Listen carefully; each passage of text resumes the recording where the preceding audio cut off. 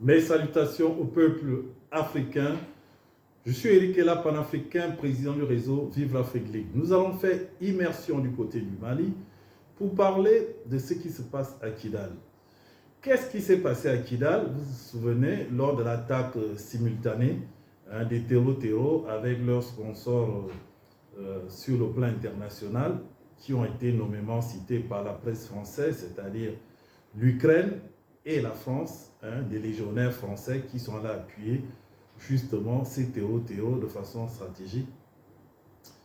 Donc, pendant cette attaque, les Russes et les Pharma avaient fait un reprise stratégique. Ils étaient moqués d'ailleurs par les médias mainstream en disant que les terreaux avaient pris l'ascendance sur l'armée russe et les Pharma. Alors que c'était une reprise stratégique, les militaires russes et les Pharma se sont retirés et sont restés à côté de Kidal, à Anifis et à Néman. Donc, pour faire une reprise stratégique, ils se sont réorganisés de façon stratégique et depuis un moment, depuis quelques jours, ils sont en train de pilonner les terreaux au niveau de Kidal. L'erreur que les terreaux avaient commise au niveau de Kidal, c'est que Kidal, c'est une zone désertique. Il n'y a pas d'arbres à Kidal, il n'y a pas de bunker pour se cacher. Donc, ils sont allés bêtement s'engouffrer au niveau de Kidal.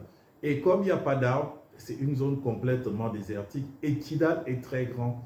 Les Pharma et l'armée russe sont en train de les pilonner avec les vecteurs aériens.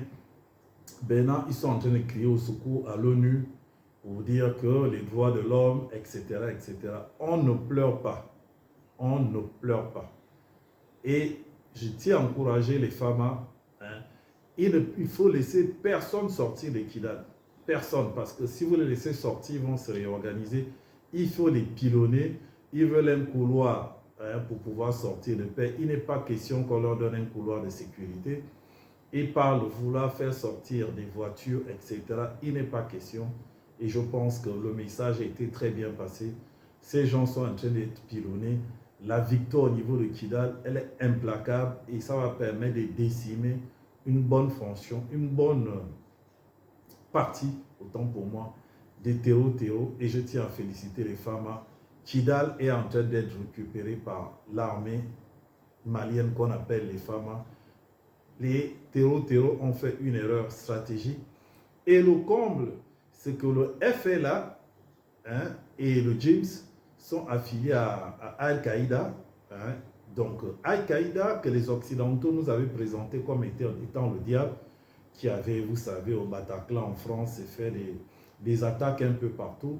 Ils nous ont fait une propagande, comme ils savent le faire, pour présenter cette organisation de terreaux comme étant le mal du monde. Aujourd'hui, cette organisation est affiliée justement au JIMS, est affiliée au FLA. Alors, comment expliquer que les médias mainstream se donnent le relais de communiquer pour ces gens-là? Il faudrait que justement la presse française explique au peuple français que le gouvernement français soutient les terreaux puisqu'on leur sert des plateaux pour pouvoir commenter leurs actions et c'est vraiment dommage. Je vous laisse avec une petite vidéo de Kidal et je tiens à féliciter les Pharma, je tiens à féliciter les Russes pour ce bon travail qu'ils sont en train de faire à Kidal. Donc c'est une vidéo où je rends hommage justement au peuple malien, à sa résilience.